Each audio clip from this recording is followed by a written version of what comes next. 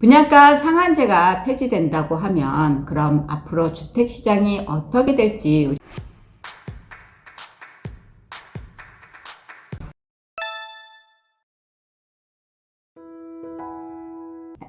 안녕하세요. 고객님들의 부동산에 관하여 궁금해하시는 내용 먼저 알려드리는 로한 센트럴 부동산 TV 한명아입니다. 많은 분들이 새 정부에 바라는 부분인 부동산 안정화에 대해 새 정부가 제시했던 여러 가지 공약들 중에 요즘 제일 이슈가 많은 부분이 역시 분양가 상한제 폐지 내용과 그로 인한 어떤 결과가 나올지에 대한 전망일 것입니다. 분양가 상한제가 폐지되면 분양가가 오르기 때문에 당연히 부동산 가격으로 이어질 것이라는 의견과 주택 공급이 많아지기 때문에 주택 가격이 떨어질 것이라는 의견이 분분합니다. 그럼 우리도 이 분양가 상한제 폐지가 어떤 결과가 나올지 한번 생각해 보는 시간을 가져볼 건데요. 이런 연습들이 부동산 투자 마인드 연습과 연결된다는 점 잊지 마시고 단편적인 생각이 아니라 그 이면까지 생각해보는 연습을 한다 생각하시면 될 듯합니다.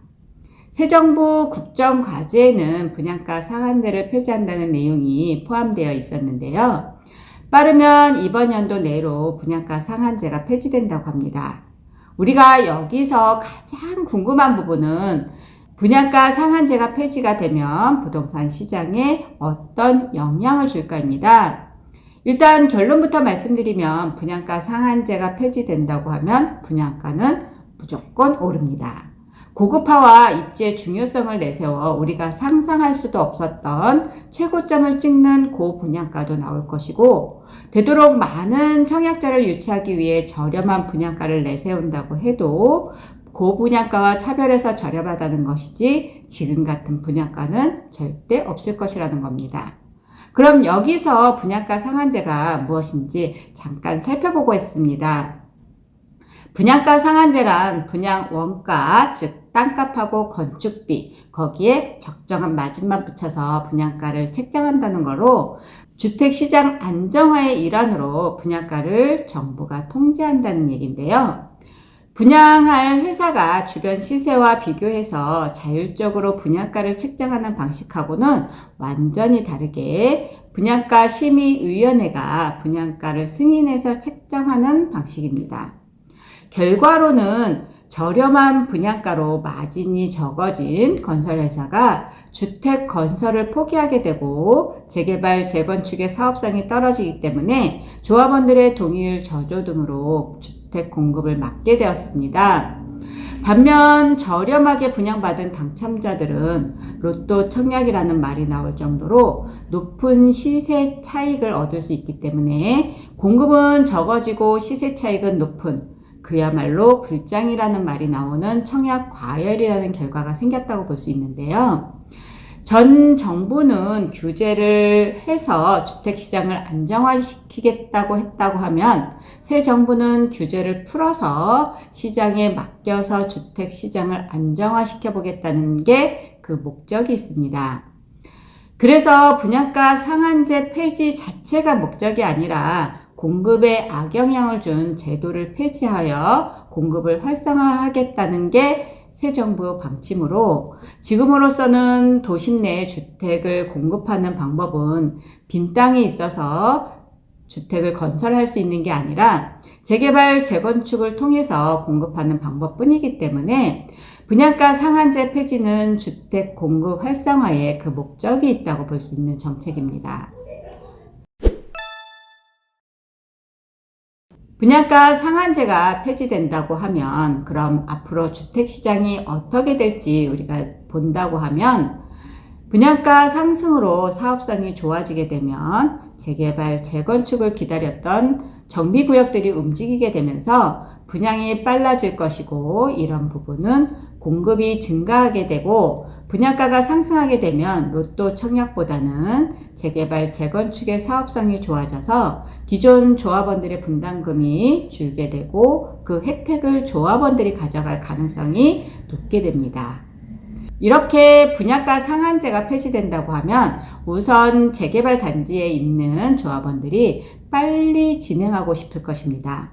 수익성도 좋아졌을 뿐만 아니라 조합원들도 또한 새 집에서 살고 싶기 때문입니다. 그럼 진행하는데 반대의 목소리가 줄어들 것입니다. 이렇게 공급 확대로 부동산 시장 안정화가 되고 임계점에 다다른다고 하면 미분양이 발생하게 될 것이고 부동산 시장은 냉각 가능성까지도 있다고 점치는 전문가들도 계십니다. 우리는 미래는 알 수는 없지만 적어도 공급이 촉진되는 효과가 생길 것은 정말 확실해 보이는 부분이기도 하므로 우리는 옥석을 가릴 수 있는 눈이 필요하기도 한 시점입니다. 분양가는 반드시 오를 것입니다. 분양가가 오르면서 분양 결과에 따라 주변 단지 가격들도 자극을 받을 수도 있습니다.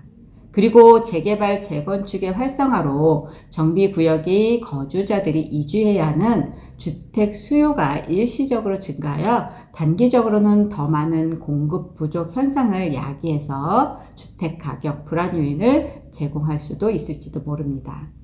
하지만 확실한 건 주택 공급은 활성화될 것이고 장기적으로 주택 시장은 안정화가 될 것으로 보여지는 부분입니다. 재개발 특성상 기간이 오래 걸리기 때문에 새 정부 임기 내로 50만 호가 공급이 가능할까 말까입니다. 그러니 이번 부동산 완화 정책은 재개발 완화의 한 부분이라고 생각할 수 있는데요. 하지만 분양가 상한제 폐지로 협조가 빨라지면 임기 내에 50만 호 이상은 힘들지라도 그 근사치까지는 가능해질 수 있습니다. 이렇게 분양가 상한제 폐지는 부동산 공급을 더 원활하게 진행하려는 것이 목적이고 수요와 공급에서 정체가 되었던 공급이 원활해지면 부동산 시장 안정화 가능성이 매우 높아 보이는 부분입니다. 하지만 부동산 시장 안정화라는 게 지금 수준의 부동산 가격에서 안정화가 아닐지도 모릅니다. 분양가는 무조건 오를 것입니다. 고급화를 내세워 입지가 별로 좋지 않은 위치의 분양도 턱없이 비싼 분양가로 대기업의 마케팅에 우리 서민들은 휘말릴 수도 있습니다. 분양가 상한제 폐지는 아마 그 위력이 대단해서 입지가 좋은 곳은 가격도 끊임없이 오르면서 끄떡없겠지만 입지가 안 좋은 곳은 미분양의 공급 과다로 끝없는 하락으로 이어져서 싹 정리돼서 사라질지도 모릅니다. 그야말로 양극화 현상이 더 심해질 것입니다. 그럼 지금의 우리는 무엇을 어떻게 하면 될지 물어보시는 분들이 많으실 겁니다. 분양가격, 아파트 시세, 입지의 견고함 이런 부분 가격에 대한 판단할 수 있는 능력이 절대적으로 중요해진 시점이었다고 볼 수 있습니다.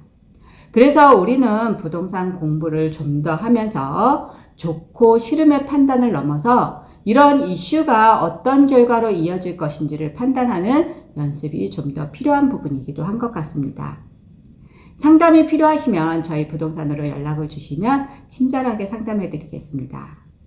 이상으로 분양가 상한제 폐지가 어떤 결과로 이어질 것인지에 대해 같이 생각해 보는 시간을 가져본 센트럴 부동산 TV 한명화였습니다. 감사합니다.